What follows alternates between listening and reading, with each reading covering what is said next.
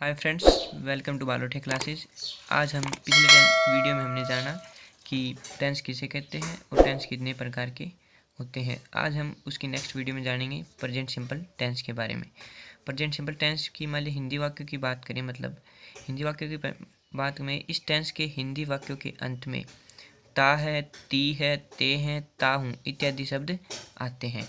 यदि आपको किसी भी हिंदी वाक्य के अंत में ता है, ती, ता हूँ इत्यादि शब्द मिलते हैं तो प्रेजेंट सिंपल टेंस का वाक्य होगा। और यदि हम एडवर्बियल की बात करें तो एडवर्बियल मतलब जो आपको correct form of verb English की दी जाती है जो कंपटीशन एग्जाम में या किसी भी एग्जाम में, तो आप इन एडवर्ब को देख के वो टेंस भर सकते हैं। जैसे कि daily, always, never, usually, generally, regularly, often, seldom, often, every day, every night, every week, every month, every year, every time, every moment, occasionally, in the morning, in the evening, at night, at noon, on Sunday, on Monday.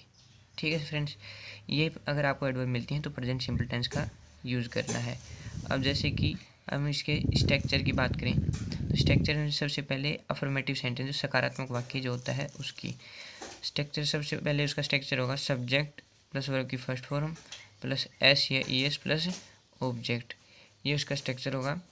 इसके बाद उसका example, for example Ram विद्यालय जाता है। इसमें अगर हम subject देखें तो राम इसका सब्जेक्ट है।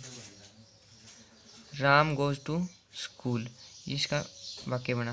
देखिए सब्जेक्ट राम, वर्ब की first form goes to school, object to school हो गया। ठीक है, अगला हम मैं प्रतिदिन फुटबॉल खेलता हूँ, तो इसका आई प्ले फुटबॉल डेली, ये इसका जो इंग्लिश ट्रांसलेशन है वो बना। ठीक है, अब एक छोटा सा नोट है, जैसे कि जिस वर्ब के अंत में S double S C H S H O X Z इत्यादि शब्द आते हैं तो ई एस लगेगा। और यदि आई यू वी दे व प्लूरल सब्जेक्ट के साथ सिंगल वर्ब है, यदि आपको कोई प्लूरल सब्जेक्ट में तो आपको एस या एस लगाने की जरूरत नहीं, सिंगल वर्ब आएगी। अब हम नेगेटिव सेंटेंस की बात कर लेते हैं। नेगेटिव सेंटेंस में स्ट्रक्चर होगा subject plus do does plus verb की फर्स्ट फॉर्म प्लस ऑब्जेक्ट। इस टेंस की हेल्पिंग वर्ब भी क्या है, डू डज ही है। ठीक है फ्रेंड्स, अब इसके एग्जाम्पल देख लेते हैं।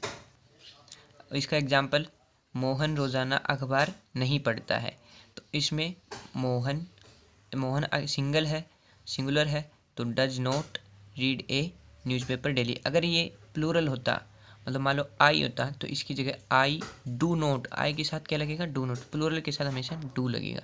I do not read A newspaper daily ऐसे बनता। और अब ये सिंगल है तो Mohan does not read A newspaper daily. और दूसरा एग्जाम्पल हम आम नहीं खाते हैं, इसका यदि हम इंग्लिश ट्रांसलेशन करते हैं, इसका इंग्लिश ट्रांसलेशन क्या बनेगा, we do not eat mango. ये मैंने प्लूरल का भी एग्जाम्पल दिया है आपको। अब तीसरा वाक्य है interrogative sentence.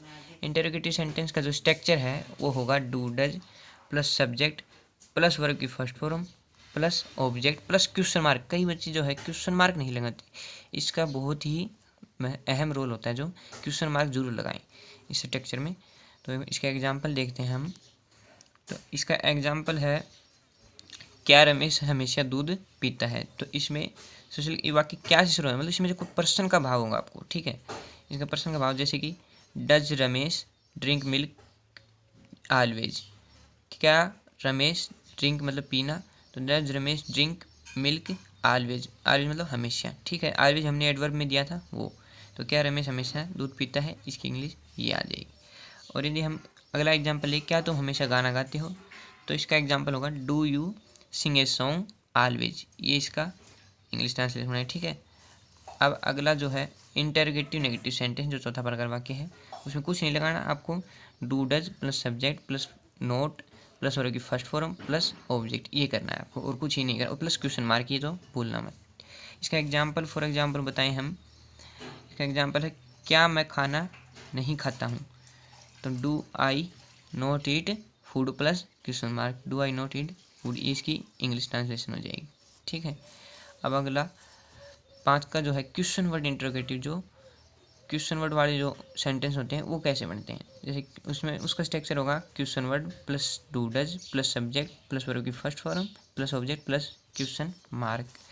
For example Sita गाना क्यों गाती है, इसमें क्यों, कहाँ, कैसे, इस प्रकार के जो क्वेश्चन वर्ड आपको मिलेंगे। इसका ट्रांसलेशन करेंगे तो why does Sita sing a song और क्वेश्चन मार्क, मतलब सीता गाना क्यों गाती है।